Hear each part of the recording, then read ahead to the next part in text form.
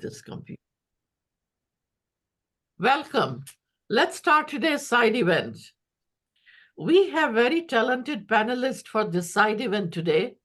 Not only do we have very informed faculty from various respectable universities and academic societies today, we also have a specialist from World Health Organization from Geneva, Switzerland, and a youth leader for youth perspectives from South Korea. Please feel free to contact our panelists directly. If you have any questions, send them directly. Their email addresses and details are listed in the speakers list. If you wish to write your questions in the chat box, please do so, and we will make sure the speakers get it. Let's get this side event started. I'm the first one today. Okay. Here.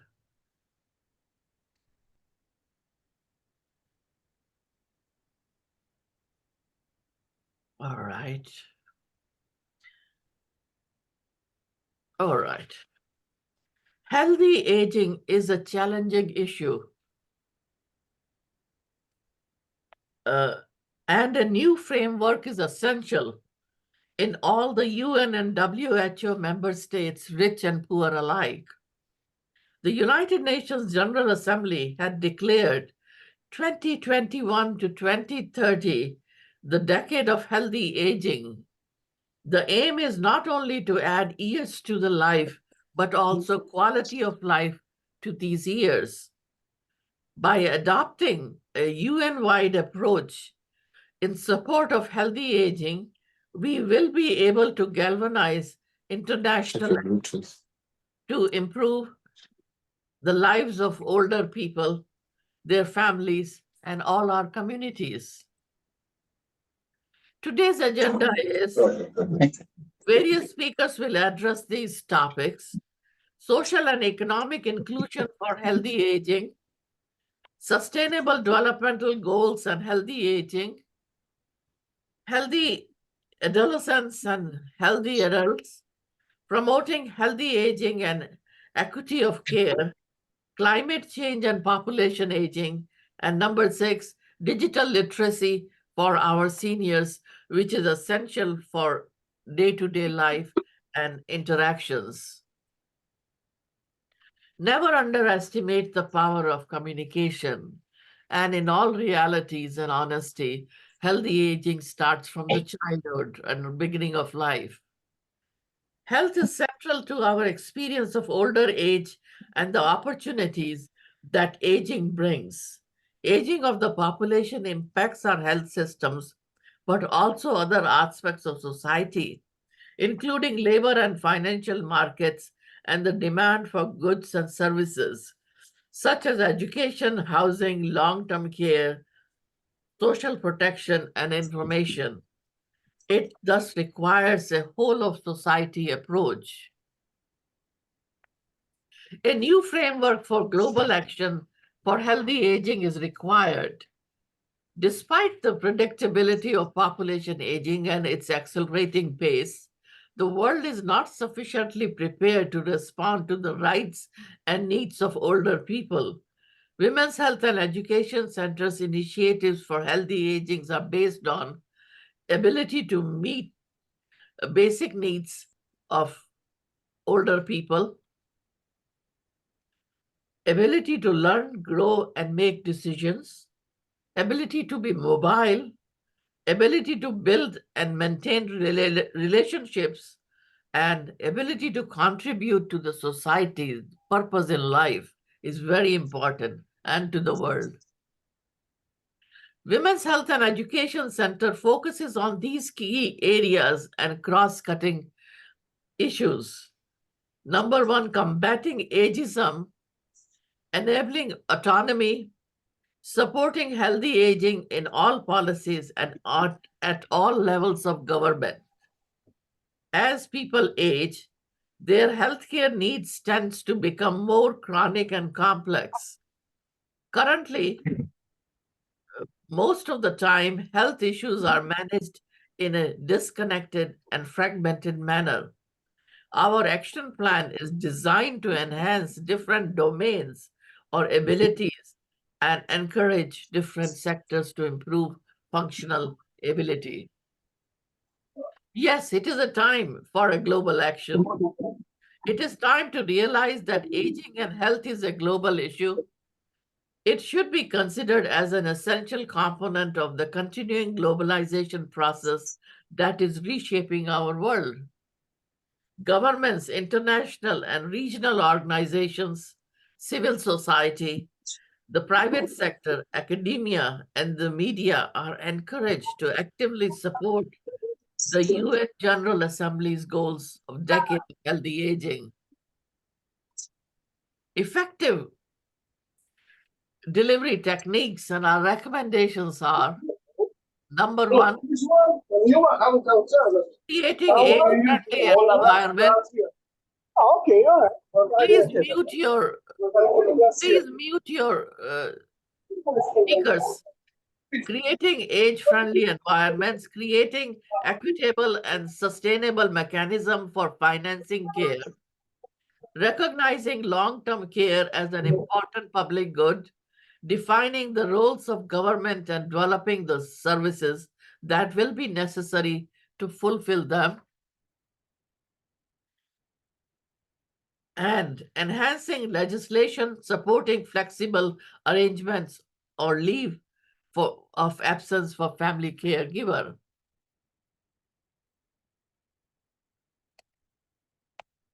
Sex, sexuality, and aging. The sexual health of older people is often overlooked both in academic discourse and policy responses to rapid population aging. Maybe because the subject of sexuality in older people remain largely a taboo in many cultures. Women's Health and Education Center continuing medical education projects and programs include special courses on population aging and sexual health. Investing in healthy aging can enable individuals to live longer, healthier, and happier lives, and for societies to reap the dividend.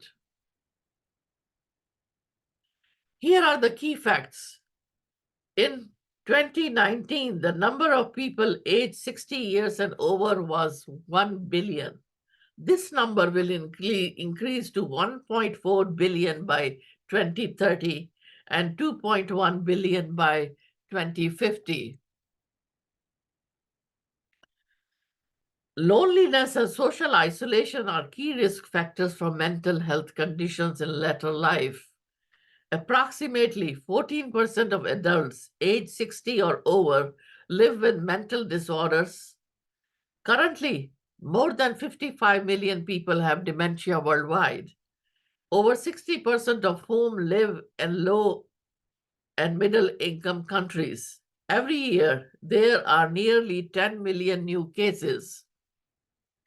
Women are disproportionately affected by dementia, both directly and indirectly.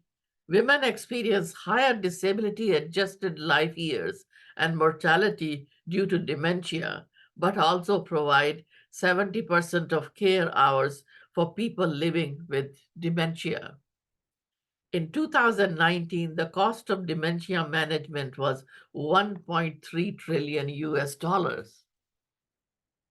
Final tips and takeaway messages are Women's Health and Education Center works to enable voice and meaningful engagement by developing and supporting others to use innovative methodologies for amplifying voices, empowering them to influence and implementation of healthy aging policies. And WHEC works to build leadership and capacity building by developing learning opportunities, mentorship programs, and other tools that can help create a global community of change agents. Join the movement. Thank you very much, and let us change how we think, feel, and act towards age and aging. And that's Okay. Now it is indeed my pleasure to give floor to Dr. Ritu Sadana from WHO headquarters, Geneva, Switzerland. Her work in healthy aging is legendary. The floor is yours. Okay, well, Rita, thank you so much, and also to the Women's Health and Education Center for organizing this session. I just want to note that I'm an epidemiologist and economist, and I'm leading the WHO work stream on aging and health. And I worked closely to develop our first global strategy on aging and health back in 2015, 2016, and sowed the seeds for the UN Decade of Healthy Aging with the government of Japan, and then later with the governments of Finland and Chile that really pushed this forward, both within WHO and then at the UN General Assembly.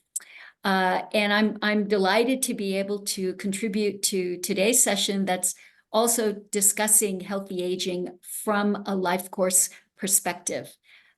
Next slide, please.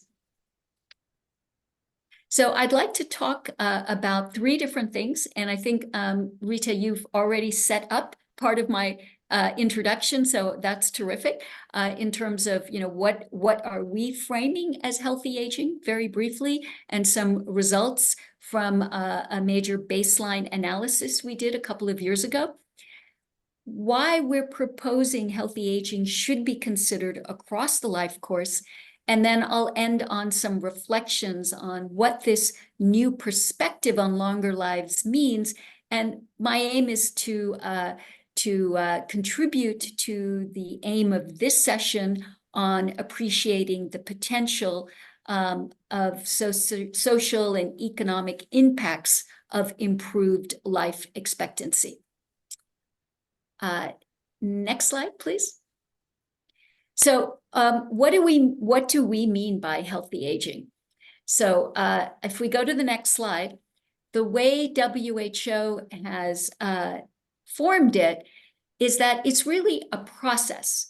It's a process towards enabling functional ability. And what we mean by that is that everyone has an intrinsic capacity that's developed, and that comprises all of the physical and mental capacities that a person can draw on. One could say within the mind and the body. And of course, there's many determinants of that.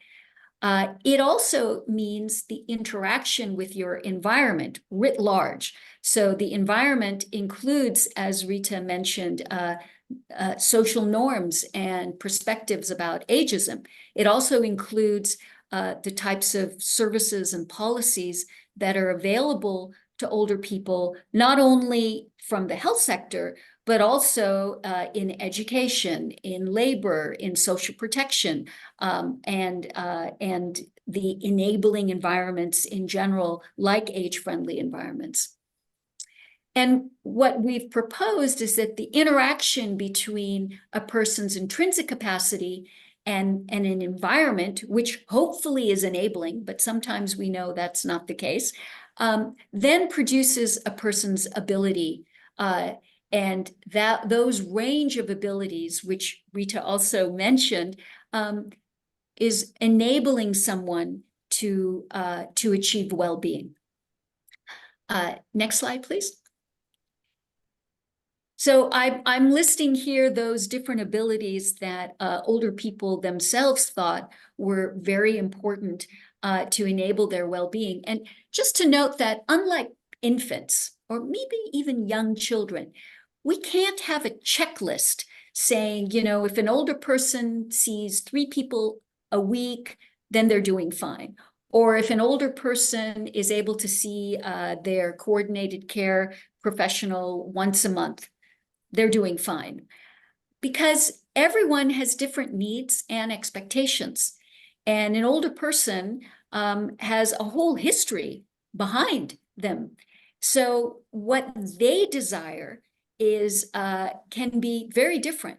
And rather than saying this is the checklist, we've identified these 5 areas. There are others as well, but these were kind of the most important areas, which we thought would be really important to stress what can be done. And in the WHO baseline report for the Decade of Healthy Aging, we give examples from around the world on what can be done in each of these areas where policymakers and older persons and others in society work together to identify what are the things that can be done, how are those programs or policies evaluated, how can they be scaled up, and there is a time pressure because we'd like to see meaningful change by 2030. How can we accelerate action? So I encourage you to look at the report. It's just a report, but we spent a lot of effort to put in examples from around the world. Next slide, please. So just focusing on one of those areas, the ability to learn, grow, and make decisions, just to unpack that a little bit more, it can mean to challenge negative attitudes and stereotypes. It can also mean to improve literacy in older people. It can be both literacy in the classic sense. It could also be financial literacy or digital literacy. It's enabling policymakers and communities to invest in accessible opportunities for lifelong learning and growth. And at the individual or household level is to really facilitate choice and control by the individual. Next slide, please. So what capacities, if we go back to the idea of healthy aging, could support that ability? So when we did this cross-national, international comparative study, we did get data from 55 countries. We could only use data from about a little under 40, which of course is only about 25% of the countries in the world, but it's the maximum we could achieve at that time. We did have one indicator looking at cognitive capacity, and that was delayed word recall.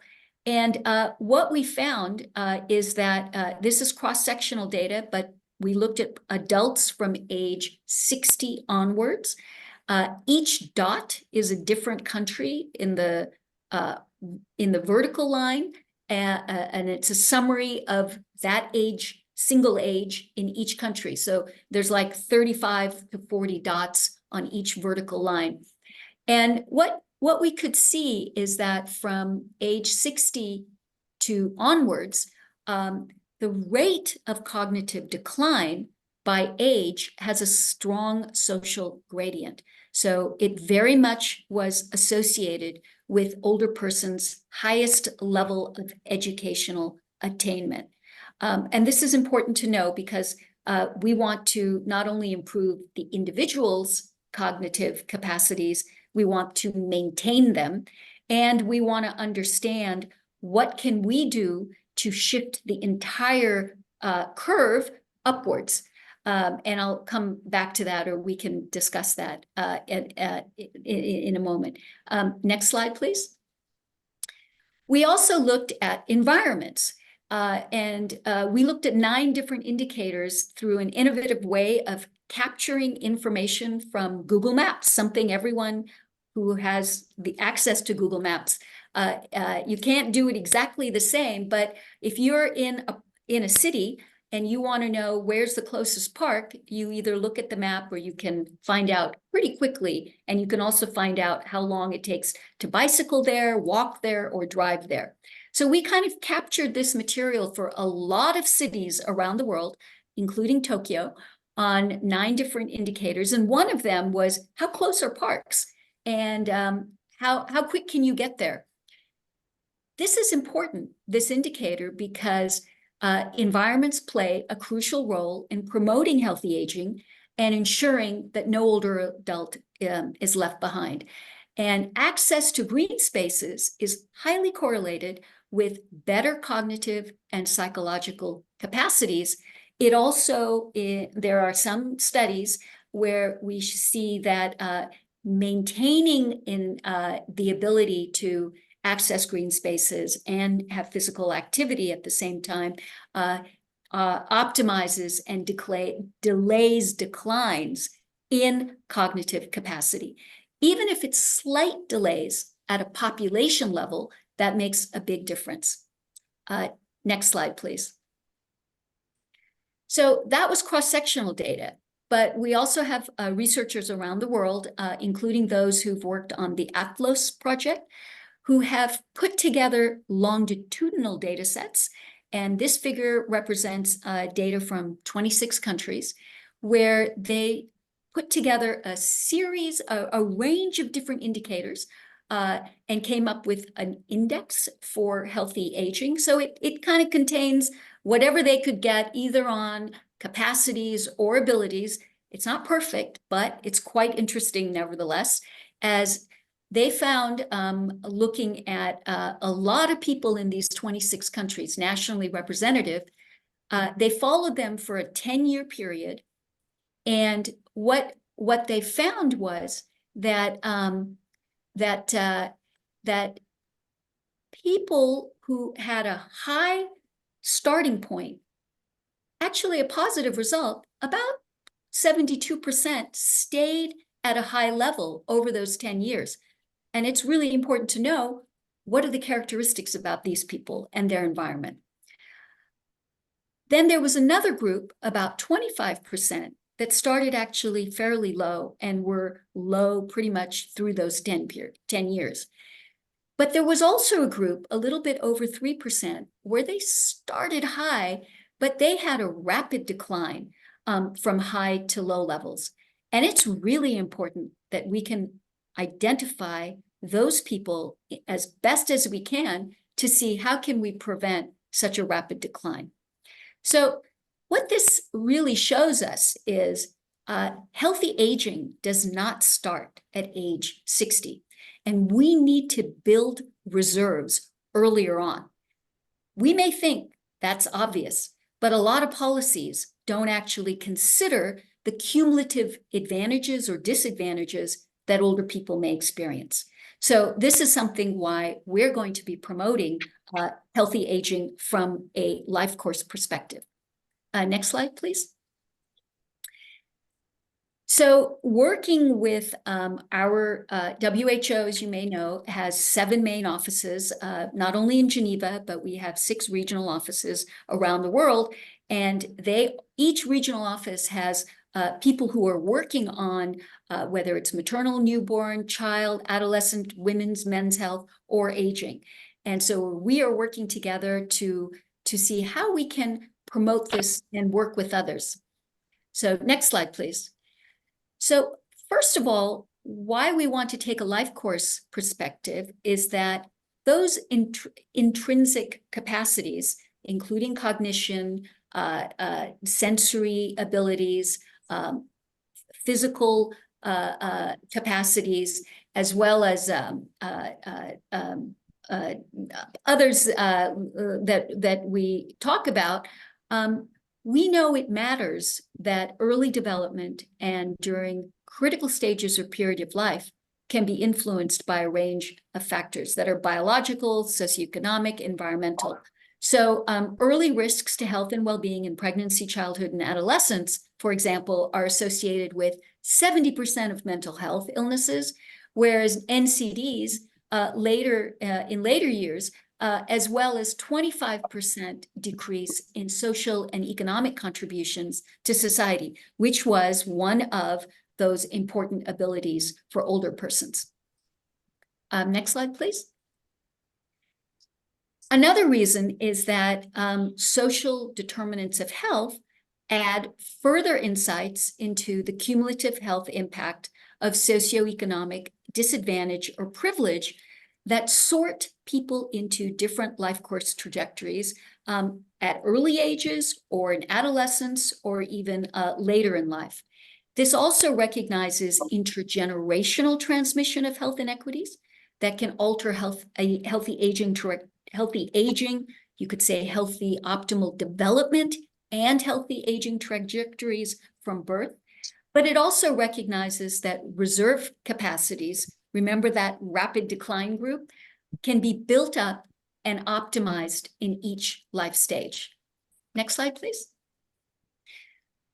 So what could this mean if we visualize an optimal trajectory? Well, here is a dotted line on top that shows if in every life stage we enhanced reserve, and if we were able to delay declines and also prevent declines that are preventing people to do what they want to do, given those abilities, through a supportive environment, you could still maintain an optimal ability, even if you have some declines in physical or mental capacities. So that's what we're calling as an optimal trajectory. So you don't have to be disease-free to experience the process of healthy aging.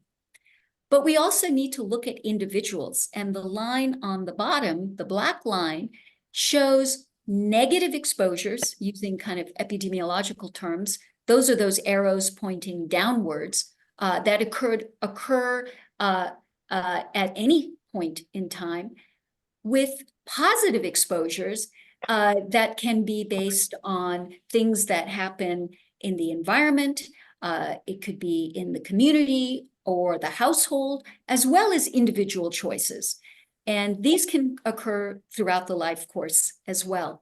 And this is, of course, something that we need to be able to measure that appropriately and also understand best what are those interventions that can bump people up. Next slide, please. And so that brings me to the third reason of having the perspective of healthy aging across the life course, is that almost all of these underlying determinants are amenable to policy change. Remember those up arrows that I didn't go over in detail, but in the previous slide. And policies need to recognize that many people are living longer with one or more diseases or conditions, and yet they can be supported to optimize their physical and cognitive capacities to experience health and well-being.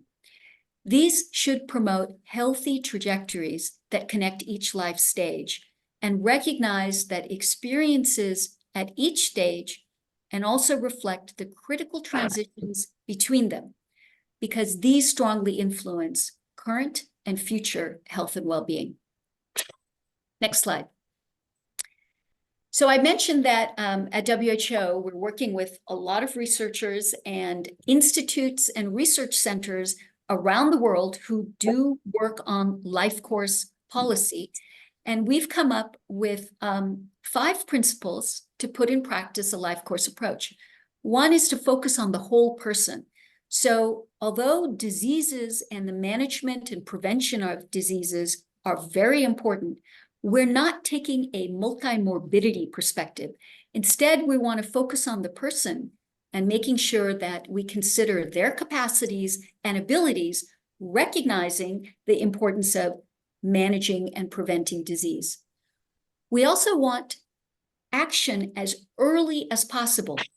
That doesn't mean all action is only at maternal and child stages, but that in each life phase, there are actions that can take place, and they should take place.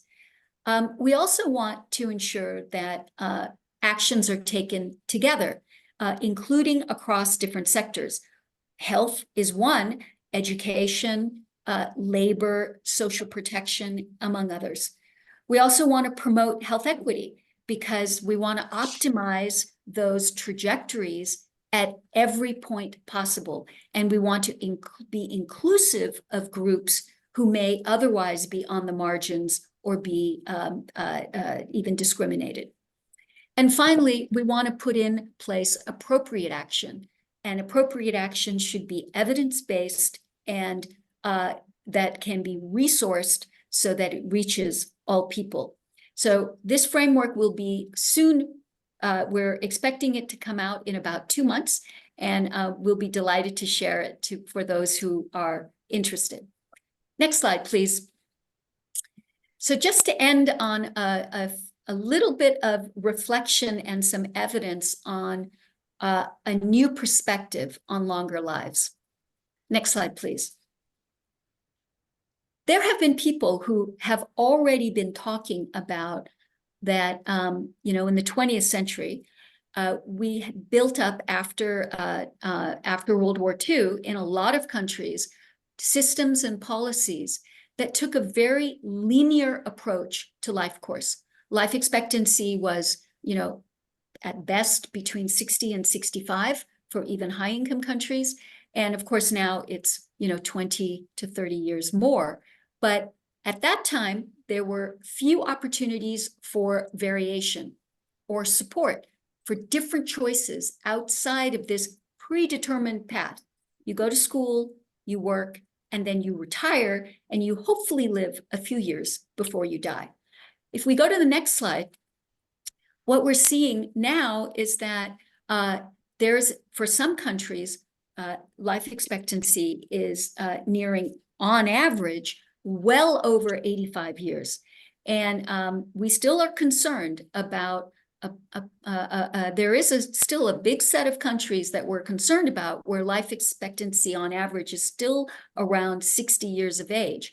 But we know that life expectancy is increasing, and well-off groups in every country are much higher than the average in each country. And what we would like is that systems are redesigned so that people can have a much more modular approach to the way their lives unfold. And this should require not only a new, more evidence, but also that our systems are linked not based on chronological age, because we know there's a lot of variation in people's intrinsic mind and body capacities, but based on what those capacities are, as well as the abilities that this particular society has agreed is important. And we can have a lot of discussion about that, but if you think about 200 years ago, where the average life expectancy was below 40, and now you consider how long our lives are, that is a radical transformation in terms of how people can meaningfully achieve their own goals, their family goals, as well as societal goals. We are in the cusp of a similar transformation, and we need to be able to draw on that. So I'll just quickly mention a couple of things and then close. Next slide. So a group from Chile did a fantastic piece of analysis where they looked at 12 longitudinal studies looking at how older persons transitioned from being working full-time to what they did after they stopped working full-time. And what we see is it's not a one-time transition from work to retirement. There are multiple transitions. They looked at captured 5 different approaches. There's much more flexibility. There's a lot of difference between men and women based on the policies in place as well. But one key message is we should reverse perverse incentives that force older people in poor health with limited financial resources to keep working. And at the same time, we should not prevent older people who would like to work longer. They should be able to keep working and not have a forced mandatory retirement age. Next slide, please. We also need to recognize that households that do have older people who have declines in functioning or cognitive capacity tend to be the ones that have the most out-of-pocket payments for health. And that should not be the case. We need to have much more solidarity in ensuring that all older persons are covered by universal health coverage. This slide shows representative data from 133 countries, including high, middle, and low-income countries, showing that in the red category at the very top are poorer households who have much higher rates of catastrophic spending. With poorer households with dependent older adults have much higher rates of catastrophic spending. If we go to the next slide, please.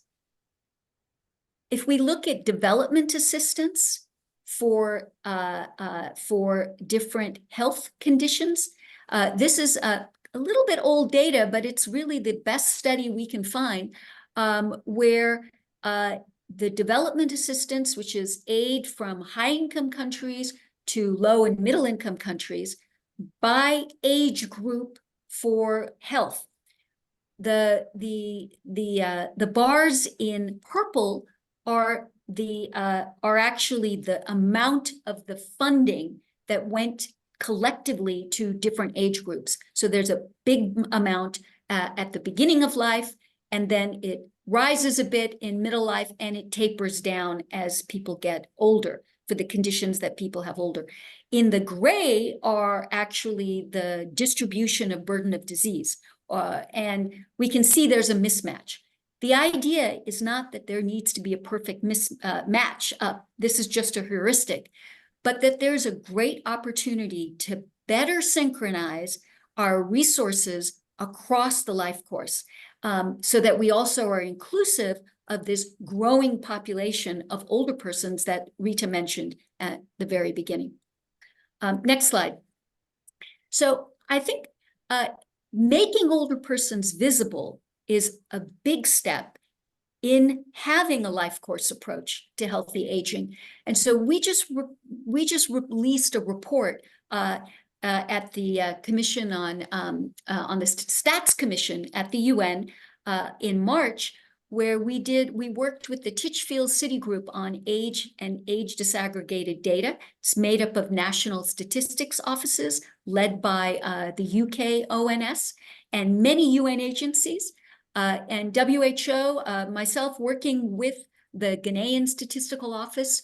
We led the development of this report, which looks at, we prioritized out of all the SDG indicators, 46 that were most important for older persons. So governments have already agreed that this is important data.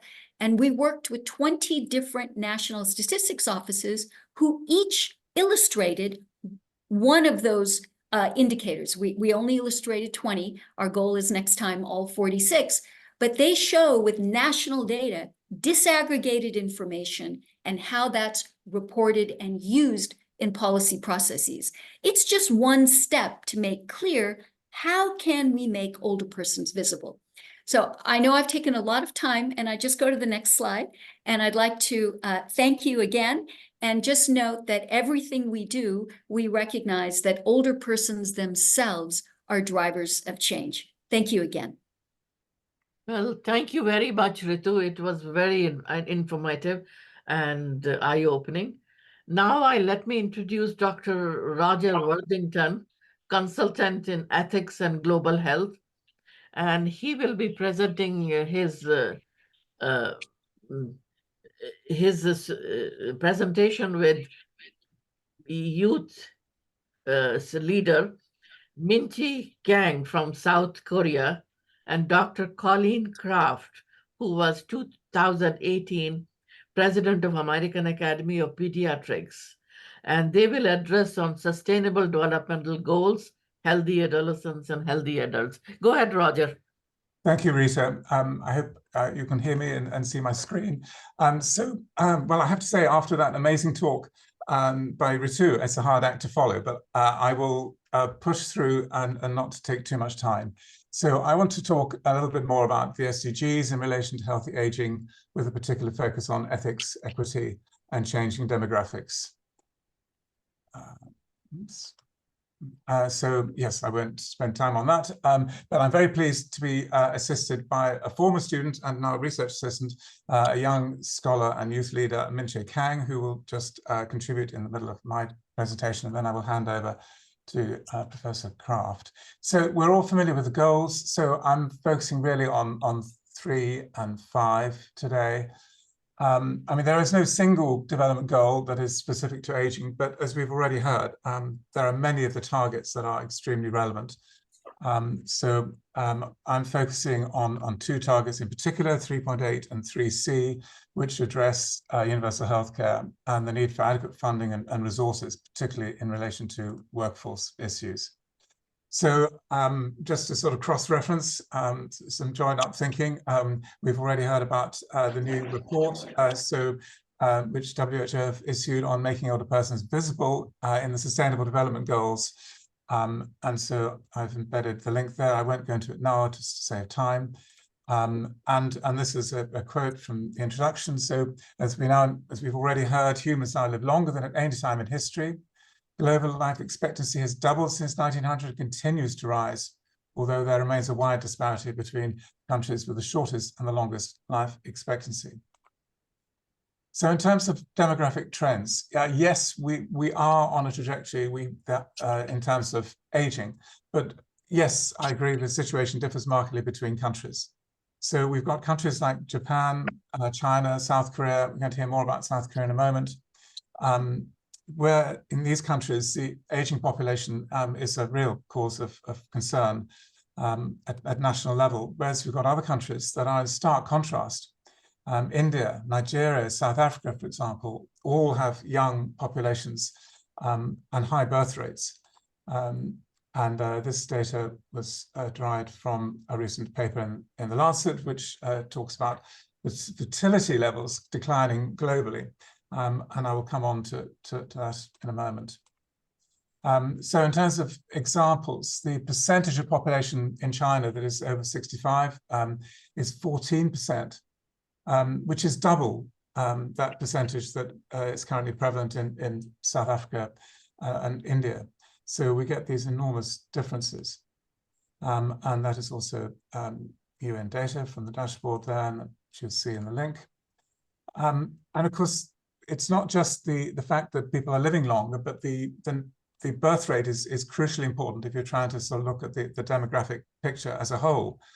And to maintain population at a static level, you need a birth rate of around 2.1 live births per woman, and China is now just over 1.7, so it has a falling population. And so if you factor that in with people living longer, it has a big impact in terms of socio-demographics, healthcare provision, and so forth.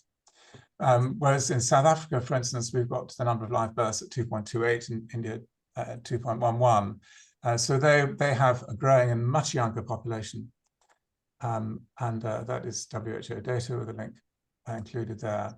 So I'm going to hand over to Min-Che Kang now, who's going to talk us through some data from South Korea. So Min-Che, over to you, please.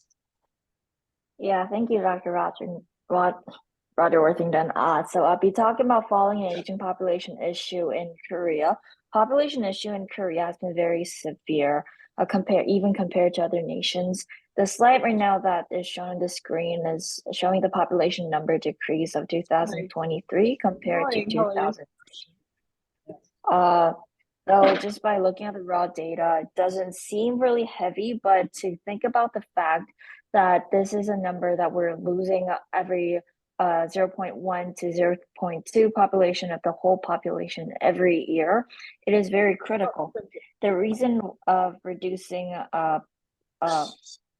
population is due to the lowest birth rate that we're suffering through. So 0.73 birth per woman is the recent study, and the average from the OECD 2023 was 1.59. So compared to that, Korea has a very low birth rate, and the number of children per woman needed to keep the total population constant, which was addressed by the OECD, was 2.1. So it is very low, and that is the reason why the population is keep decreasing. The reason of the lowest birth rate is often thought because of the rising social atmosphere of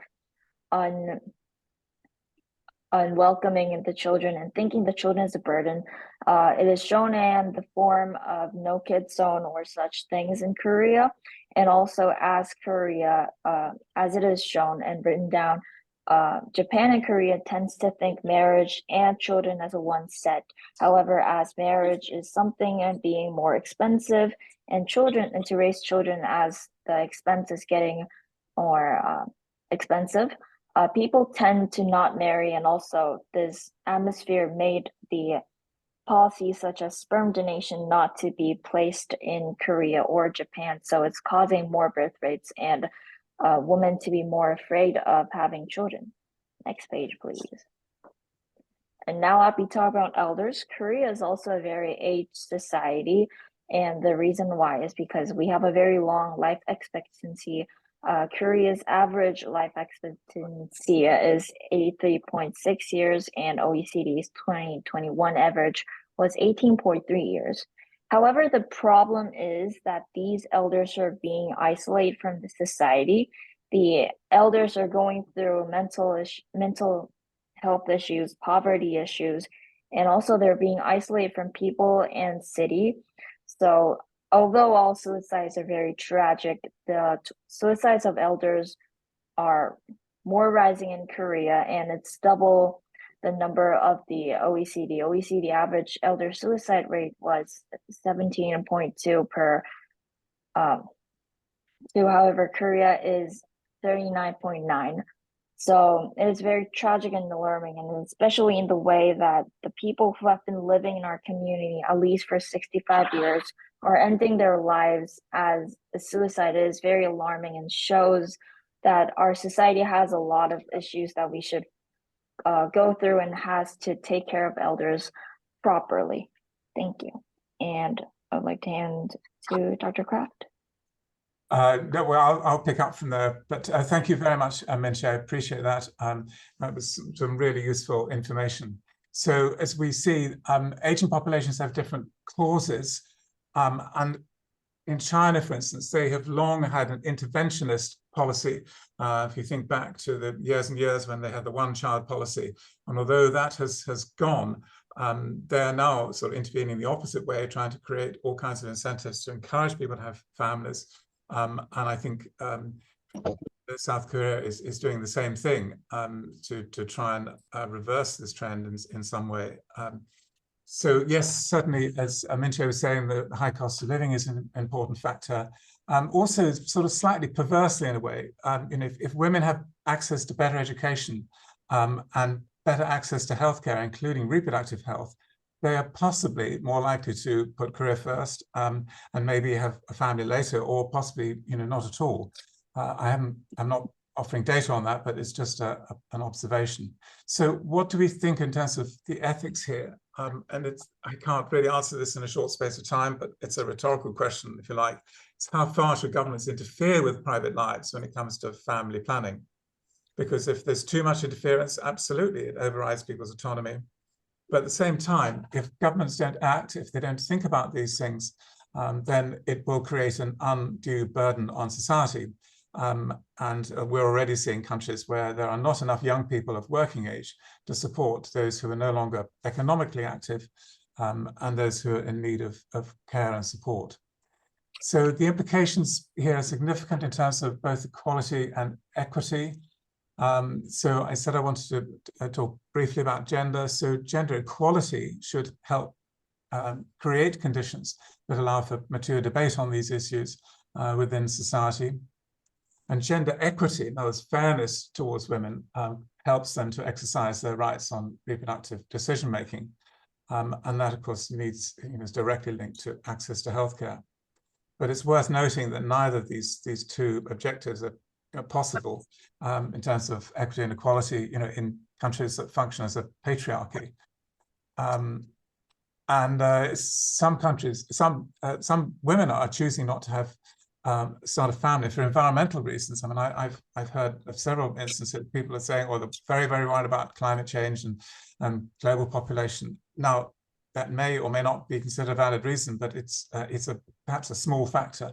But of course, if that became a wider issue, it would have a knock-on effect. So I do think it's important to put this in the context of universal healthcare, and I was pleased to hear Ritu talking about that and stressing the importance of it. And the picture here is very mixed, just as it is in terms of population and demographics. China has made dramatic progress in the last sort of 10 to 15 years, but other countries really are slightly backwards.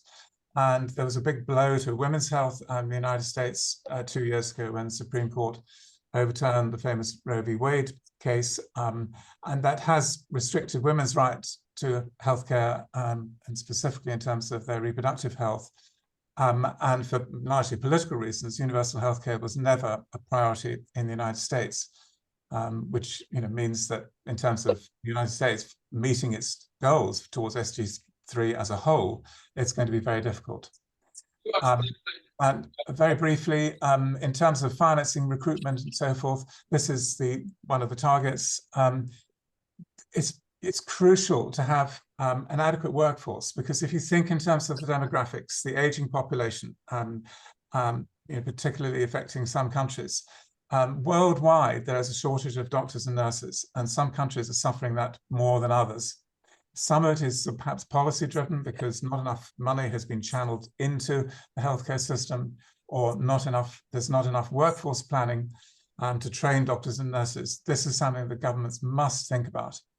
Again, I had to put this as a rhetorical question because there isn't time to debate it, but the extent to which it's ethical to recruit healthcare professionals from countries that may already have shortages of their own is really open to question. I think an outright ban would be, first of all, very difficult to, if not impossible to impose, but secondly, of course, there are innovative ways of doing this, whereby a country such as UK, which has been doing this now for some time, encouraging doctors to come over, say from countries like India, they do a graduate program, they get high qualifications experience, they help work in the National Health Service, and then they go back home and they take their experiences and knowledge with them to benefit the local community. So in summary, there are no quick fixes. These are complex issues, but I think to make real progress here, it's a question as much as anything of having political will and reasoned debate. And with that, I will hand over to my friend and colleague, Colleen Craft. Colleen. Great. Thank you. Thank you. I'm going to go ahead and move through crystallizing really some of the ideas behind the whole life course approach to healthy children, healthy adolescents, healthy aging. Let's go on to the next slide. One of the best studies that has looked at this has been the Carolina Abbott-Zadarian study. And this talks about, do early environments make a difference? What they did in the 1970s is they randomized kids living in poverty to two groups. One group getting the typical services children got, so Medicaid and food stamps and WIC, no preschool. And the other half had, in addition to these, a quality preschool with 8 hours a day, healthcare, nutritious meals, cognitive and social stimulation. And what they looked at afterwards were demographics, health evaluation, lab tests, personality, and behavior. And if you go on to the next slide, what we knew early on is that every $1 spent was at least a $7 healthy return in healthy adolescents. And these are adolescents who are less likely to fail a grade, more likely to graduate from college and high school, more likely to have a skilled job, stronger social emotional skills, less drinking, and more physically active. But the next slide is really the kicker. What has happened at the microbiologic level, at the physiologic level? 40 years after participants in Abbott-Zadarian were looked at, what they found is the kids who were in that positive social environment had lower blood pressure, lower systolic and diastolic blood pressure. They had lower LDL lipid levels and higher HDL, which is the good cholesterol levels. Fewer of these kids were obese. A quarter of the controls typically have metabolic syndrome. There was nobody in that preschool group that had metabolic syndrome, which is the pre-diabetes. And the whole cardiovascular risk score was twofold lower in the kids that had that healthy, supportive environment. So this really proves that the environment is something that even shows effects at the microbiologic and physiologic level as people age. And if we go on to the next slide, this is really what's behind the whole current conceptual framework guiding early childhood policy and practice, that we can get this healthy developmental trajectory from supportive relationships, health promoting environments. If you click twice more, Roger, what we know is that when there's significant adversity, there's impaired health and development. And that in that environment and those health services are really so important. Come on to the next slide. So I'm going to introduce the concept of epigenetics. We know what genetics are. They're the proteins that DNA makes. Epigenetics is the environment around that DNA that tells us which proteins, when are they made, how much are they made, it really is the environment around that child who is growing up in that healthy environment, even though they're a child living in poverty, that might actually result in better microbiological metrics. On to the next slide. So what's the environment and its effect on healthy aging? There's very good data looking at nutrition, clean water, housing, stable housing, employment, and really going back to what Ritu had to talk about as well too, with, you know, when should you continue to be employed? Is 65 the age you should retire, or is it different for different people? Which I think we would all sense that that's different. Healthcare access, the whole idea of social engagement versus isolation, activity versus physical disability, and then executive function versus mental illness and dementia. Go on to the next slide.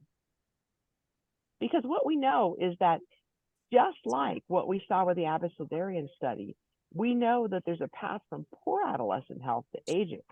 So if there's early trauma and stress, you are more likely to have slower language and learning, attentional problems, aggressive behavior. People self-medicate, so you're going to have an higher incidence of alcohol use, tobacco, illicit drugs. What we see in our social range is special education, school dropout, and then that leads to adult stress, which are low-wage jobs, unemployment, prison, chronic health problems. And this is really the opposite pathway. This is what we see epidemiologically from poor adolescent health to aging, where we saw in the first example what a great environment really looked at the microbiologic level. So let's go on to the next slide. And I think it's important to know that there are some solutions. There are places that are piloting things that are really looking at how do we get from a healthy adolescence to healthy aging. Humanitas Netherlands is a great program where adolescent students live with the elderly. So there is social connection, but there's also mentorship. There's giving back. And this is something that our elderly have to do. We all giving back is something that keeps us going. And this is the program where that happens. And they found that there are better outcomes for both the adolescents and the elderly residents. Next slide. There is a program in Ireland where youth are giving a voice to older adults. And really to talk about both what Ritu and Rita talked about is that we talk about the youth voice very often. We don't talk about the elderly voice, aging and older individuals. These were medical students in Ireland that led advocacy initiatives with the older adults. It wound up increasing funding for aging population and really opposed the privatization of nursing home care.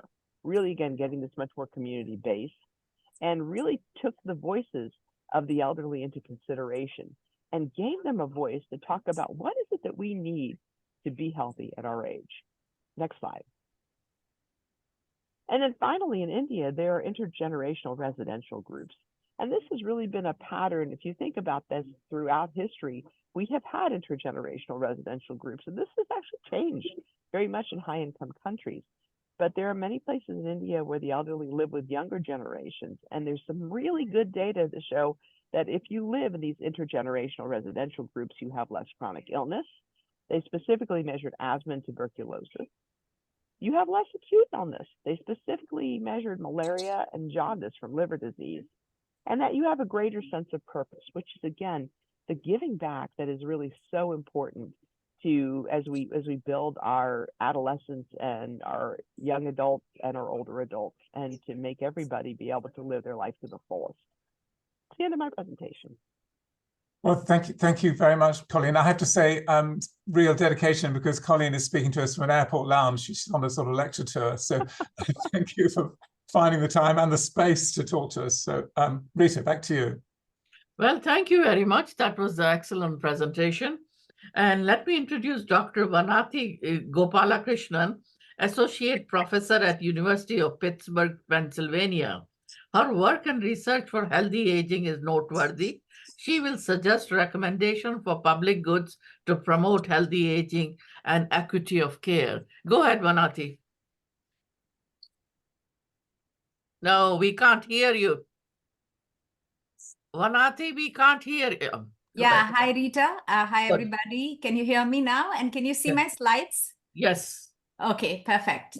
Thank you so much. Good morning, and my name is Vanati Gopalakrishnan. Vanati means the Milky Way galaxy in an ancient language called Tamil. And I'm a tenured associate professor at the Department of Biomedical Informatics in the School of Medicine at the University of Pittsburgh. Thank you so much, Dr. Luthra, for giving me this opportunity to speak in conjunction with the Women's Health and Education Center's United States CPD57 annual meeting side event. My talk will present recommendations for public goods to promote healthy aging and equity of care based on insights that I have gained from past 2 decades of experience as an AI researcher of biomedical and health data with a passion to reduce the global burden of disease. So in what follows, I will provide some insights, not only from my research, but also from those of reviewing the literature.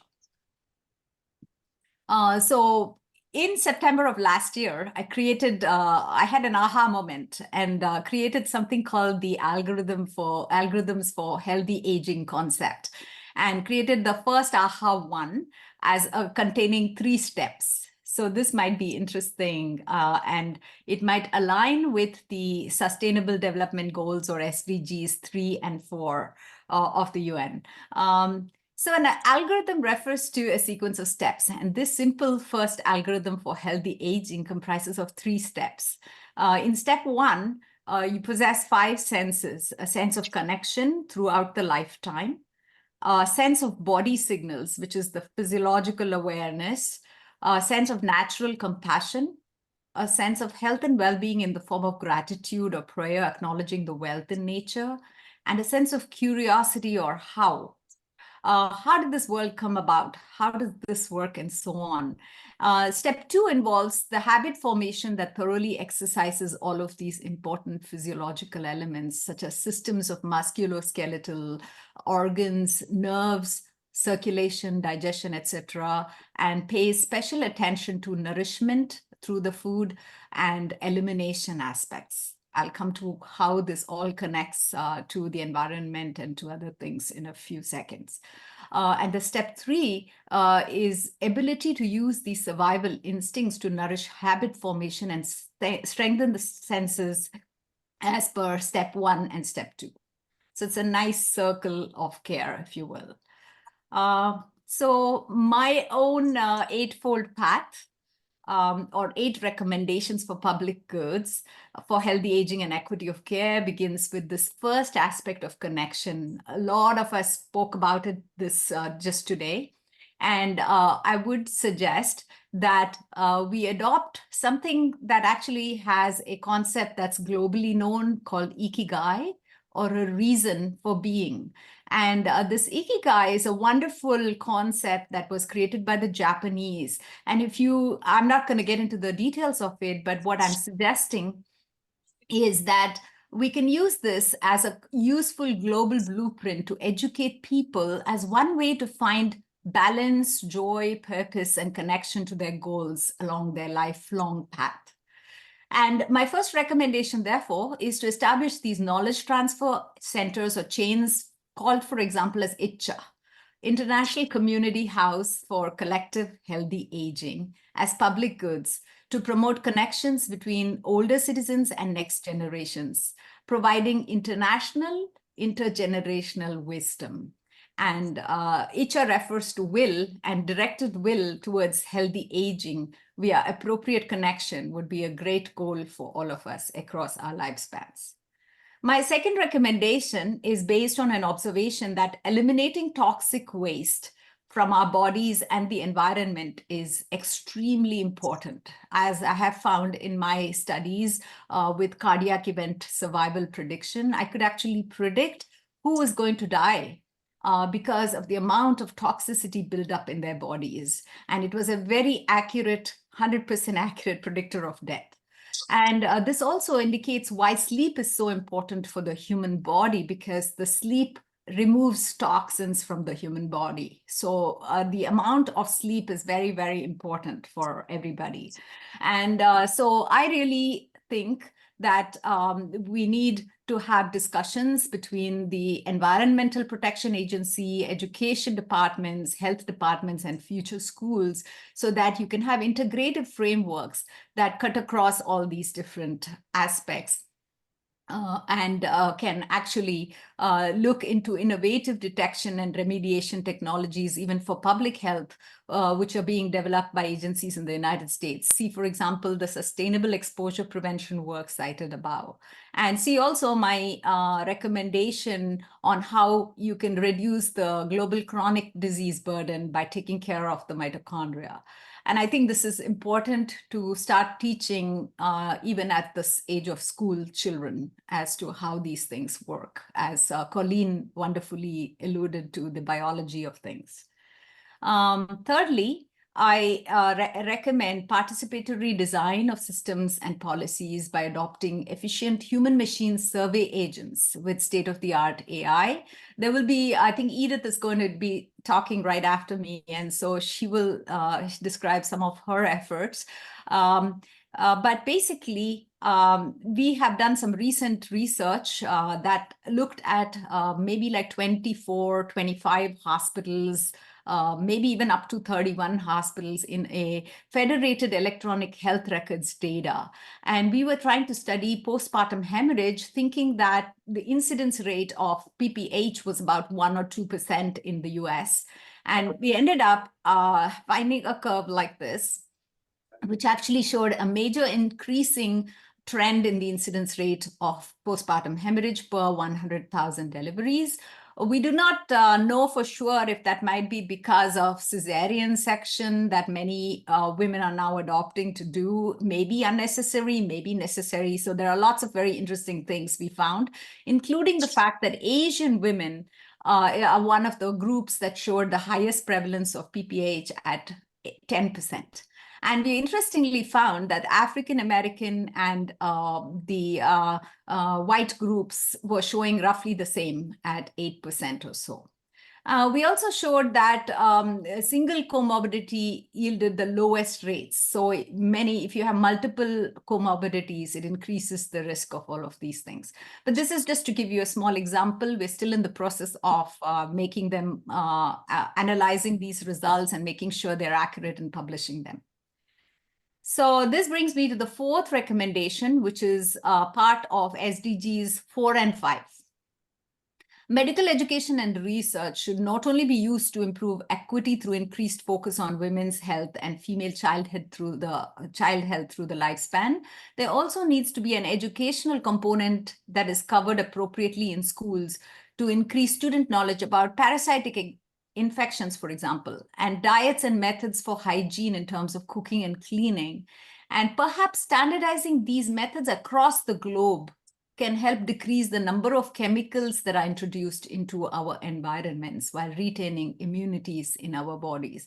So this is the concept is that if we can standardize many of the methods that we use internationally, and that sort of flows with this idea of HR2, is that we can reduce many toxic things that are going on while educating people carefully about the various things that can cause major problems in our body and cause health to decline, and cause also major problems with respect to equity of care. So these are the things that we really need to have collective participation in terms of education.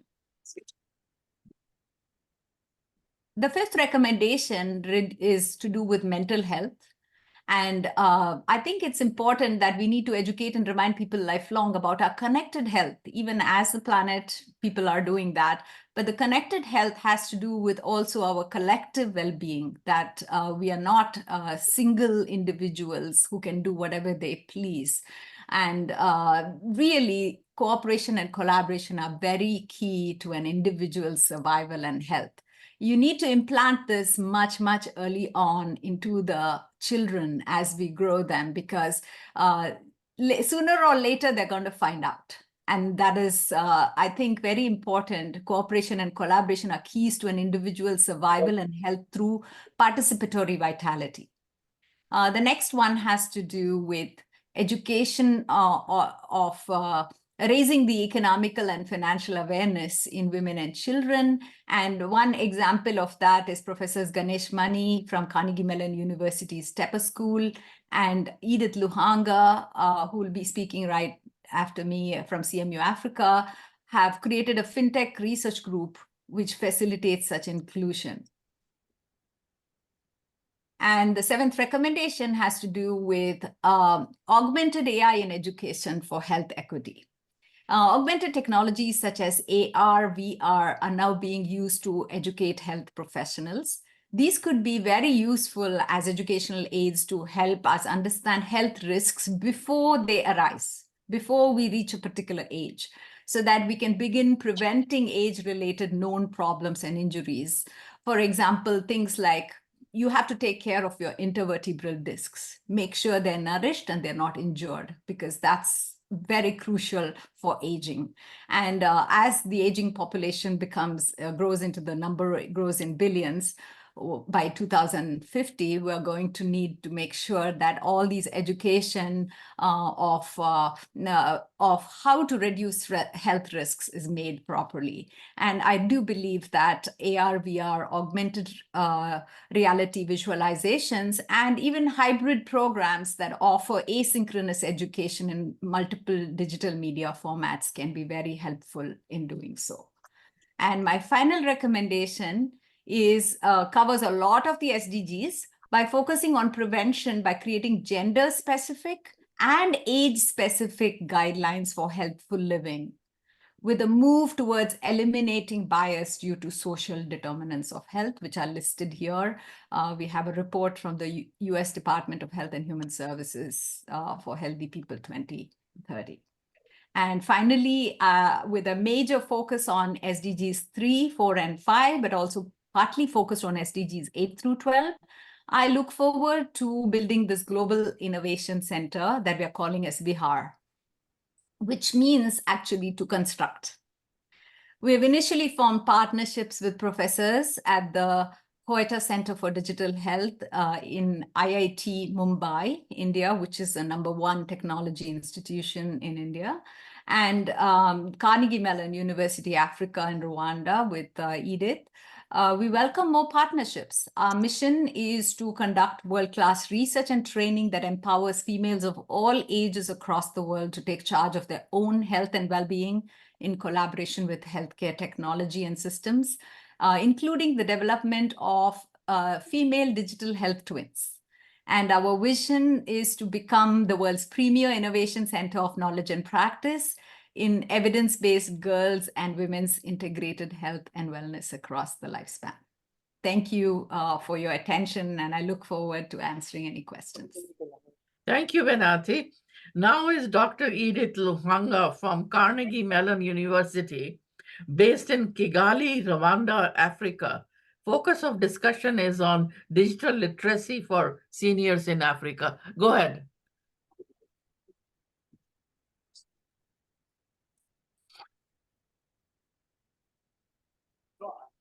Thank you very much, Rita.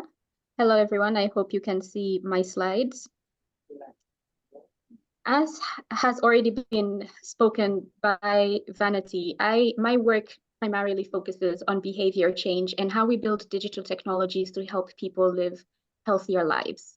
The majority of my work so far has focused on maternal and children's health, and I've worked mostly with millennials, but as we've already heard from the earlier talks, preparation really allows people to live healthier lives when they're older adults. So I'll be talking about some of the things we need to be considering when we're creating digital literacy programs for older adults in the African context. I believe it was Roger who gave us statistics on the proportion of older adults in the world, and Africa does have the youngest population, which begs the question, why should we even be talking about this now? And when you look at it in terms of percentages, yes, we do have the lowest proportion, currently around 5.6% on average, which is roughly 74 million people. But fast forward just 26 years from now, the percentage has only increased to 9.3, but we now have more than 200 million people who are above 60 years old. And this will be the third largest number of older adults in the world after Asia and Europe. So it's really important to start understanding what are some of the lived experiences of older adults in Africa, and what are some of the supporting systems that they need in place in terms of policies, in terms of interventions. And so we're seeing an increasing number of studies. I'll reference these 6 studies you see here, 2 each from Ghana, Ethiopia, and South Africa, to explain some of the challenges that are taking place, some of the technological solutions that might address these, but also what we need to consider in terms of digital literacy programs. So if you look at any of these countries, most of them, all 3 of them actually, talk about something to do with income insecurity and diminished functional ability, which we've already heard is the experience of older adults globally. But in Africa, it tends to be a bit more severe. So income insecurity comes partly because the percentage of the older adults who were in the formal workplace is relatively lower than many regions of the world, which means access to things like pension schemes is more limited. And so what we see as a trend on the continent is more multi-generational living, with older adults either living with their older single children or their married children and grandchildren in the same home. But in countries like South Africa, which are relatively more developed than many of the other countries in Africa, we're also seeing an increasing number of adults migrating away from their hometowns and home cities for better work opportunities. I'm so sorry for a bit. I don't know. Sorry, somebody's on. Can you please mute? All right. Yeah. Laura. So, Oh, yes, yes. And so, Because in the email, your please mute. code is there, right? so anything, so it was. Go ahead. Okay. Edith. Yes, thank you. And so what we're seeing as people migrate away from their hometowns in seeking better educational opportunities, what is happening more and more often is asking parents to take on that caregiver role. And so in South Africa, we actually see from the studies that having to physically provide for the children adds an increasing amount of disability because you're putting more pressure on the body. So functional ability that is diminished over time, needing to provide care despite this is a challenge, and accessing healthcare because of costs, because of distance, because of long queues with the very low health worker force is also a challenge. But overall, what this means for people who are older in Africa is that there's an increasing feeling of insecurity over aging, because aging means losing choice. Aging means becoming a dependent. And when you can't become a dependent, becoming a provider, which is associated with greater disability. And so overall, the issues older adults face in Africa are the same globally. People want to have dignity as they age. People want to feel included and an active part of the community as they age. But more importantly, people want to have choice.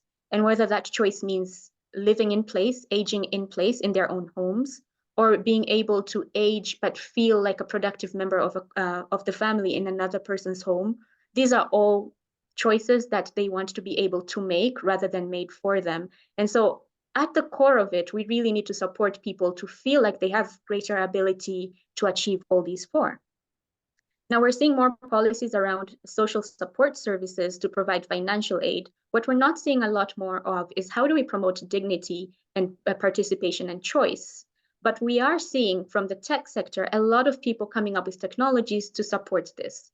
So established technologies, and by established, I do not mean that they have penetrated the marketplace to a critical mass, but that they have been well researched, they're already out there ready for adoption and use. We're seeing a lot of digital payment solution where Africa is pretty much the world leader in mobile money. And so we're seeing a lot of video conferencing solutions as well to address that sense of isolation. But we're also seeing more sensors being brought into the home, from fall detection technologies to smart lighting, doorbells, locks, assistants, and telehealth services. All of these are becoming more available to support either aging in place with dignity or aging in another person's home with a bit more feeling of you have choice and you have ability to meet your physical needs. But we're also seeing a lot of research that is very AI heavy.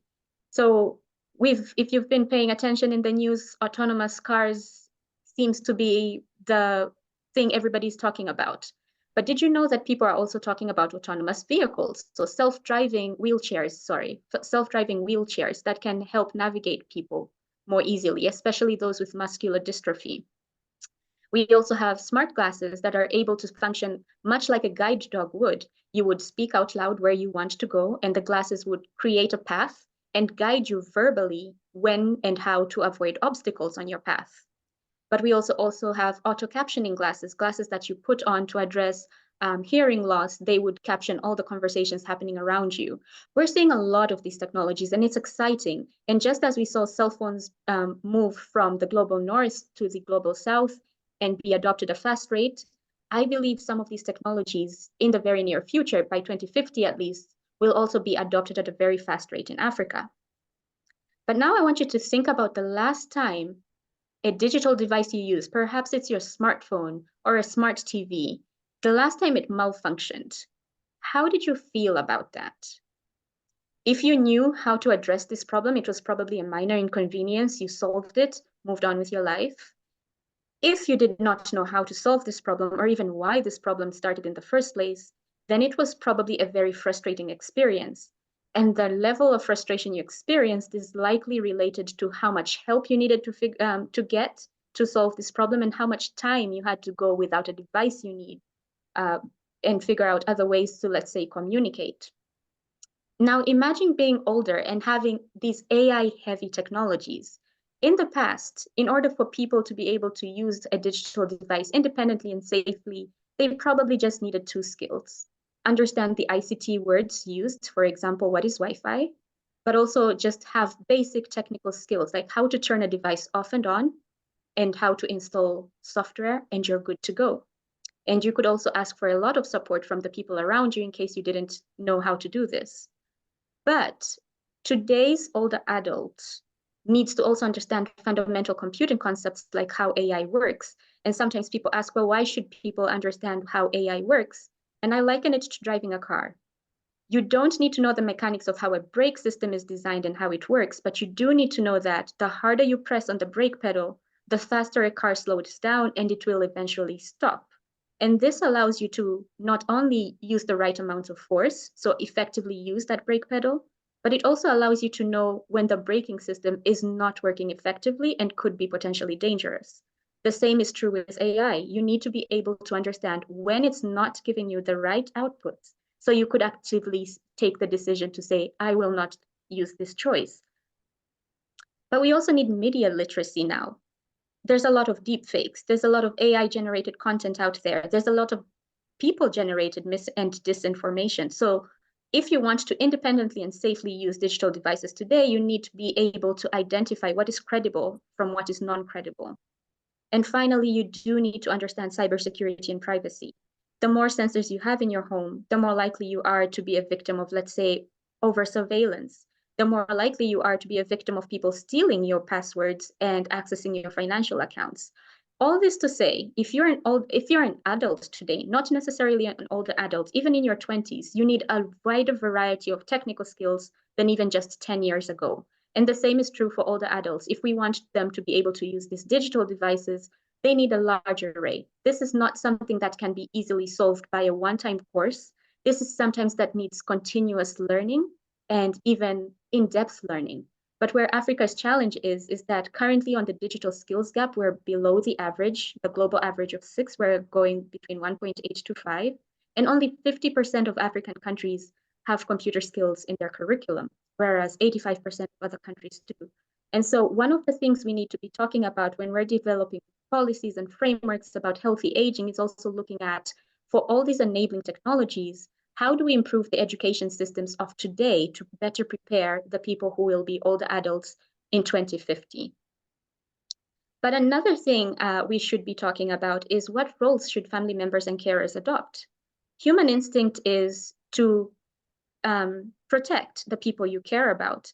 And we're seeing in a lot of studies around cybersecurity and parental mediation that parents actively will either monitor, restrict, or engage in conversations with their children on what to do online and when not to do it. not all of these three are equal. Their effect is different in terms of how the teens respond to it, but also in terms of how safe it keeps the teenagers. Is it reasonable to expect that as technology gets more complex and digital skills need to become more diverse, children and family members, other family members and carers will adopt some kind of protective attitudes towards older adults and either try to monitor, restrict, or actively mediate? But in case they do this, what is effective in this context? You cannot rely on active mediation, for example, with an older adult suffering advanced dementia. In these cases, you would either need to more actively restrict or monitor.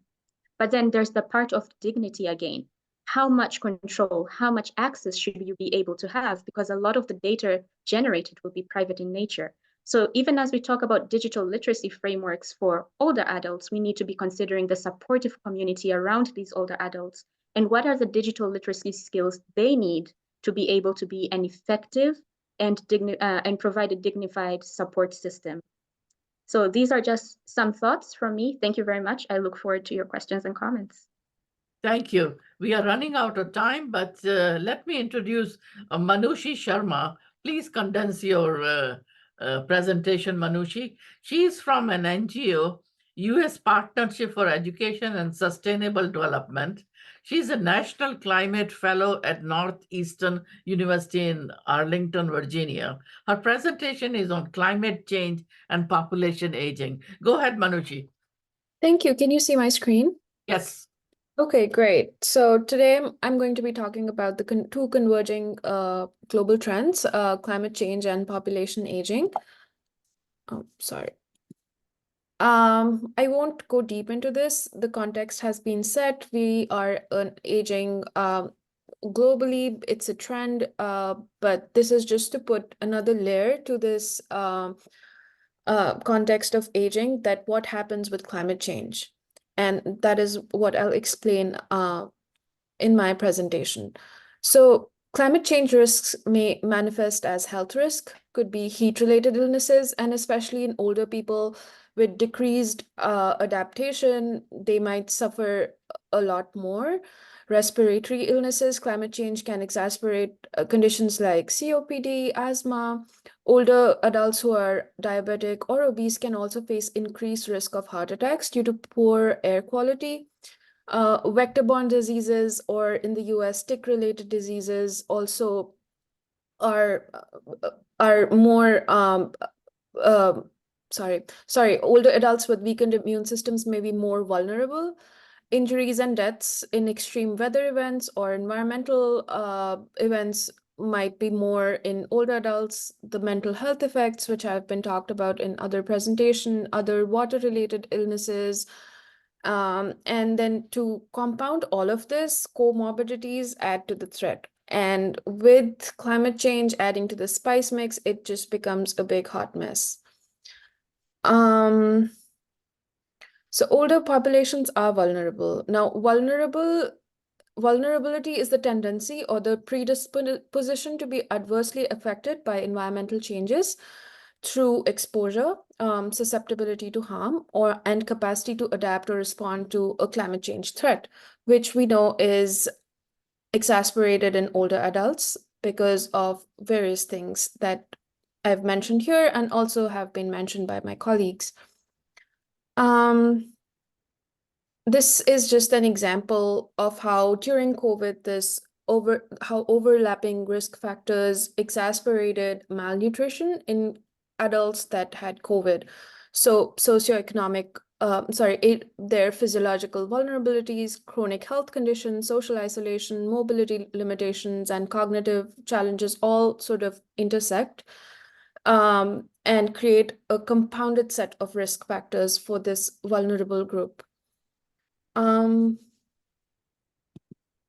So the challenges are that socioeconomic factors cause health inequalities widen with age. There is lack of age-inclusive healthcare and environmental justice policies, and also there's a lack of centrally supported or federal supported programs for emergency preparedness, response, and recovery for older adults. But within this additional challenge of climate change, there is also an opportunity. Both climate change and aging are long-term, complex structural transformations shaped by short-term political decisions. And this is something that can be leveraged in our policy response. Aging science can definitely learn from climate change science. One of the successes of climate change science is the development of clear, distinguishable framework to plan action, which it divides into three major categories: adaptation, mitigation, and resilience. And much of our presentations have also sort of talked about how we should adopt a life course approach. So this just puts things into more perspective. Adaptation is improving well-being of people and communities in need today. So this is what adaptation process in this flowchart is what it looks like for climate change adaptation, but this can also incorporate more aging-related considerations such as long-term care provision, poverty alleviation, crisis prevention, diagnostics, etc., etc. Mitigation is ensuring that individuals and societies and institutions age better across the life course, or a life course approach, which Colleen and Ritu had mentioned in their slides. So for instance, strengthening primary health care, specialty comorbidity outpatient care, healthy lifestyle promotion, financial literacy, AI literacy, social capital development. And resilience. Resilience is taking proactive steps to ensure that our systems and our paradigms are sustainable in the face of challenges of population aging and climate change. And so this means that taking a more systems perspective, that from enabling that younger and older societies learn from each other to move to resilient aging future. And this is a value proposition, really. Every dollar invested in resilience avoids $5 worth of future losses. Which brings me to an end that ensuring no one is left behind in the face of climate change is a moral imperative and a shared responsibility. Healthy aging is a cross-cutting issue that intersects with many of the Sustainable Development Goals, including those related to poverty, health, inequality, and inclusive communities. And so by embracing the convergence of climate science and age science, we can work towards a world where the most vulnerable, especially our older adults, are empowered, supported, and included in building resilience to challenges ahead. Thank you. Well, thank you very much. It was quite